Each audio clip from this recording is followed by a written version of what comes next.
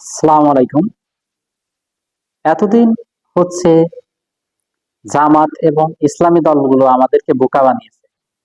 সেটা হচ্ছে কি, যে আপনার পহেলা বৈশাখ পালন করা যাবে না। তারপর হচ্ছে পহেলা বৈশাখ মানে কোনো দিবসই পালন করা যাবে না। 21শে ফেব্রুয়ারি, 16ই ডিসেম্বর, এগুলো তো আমাদের জাতীয় সত্তা, এগুলো তো আমরা পালন করবোই। এগুলো আমাদের হুজুররা বোকা বানিয়েছে, কিন্তু তারা এখন ফুল দিচ্ছে। কারণ কি জানেন?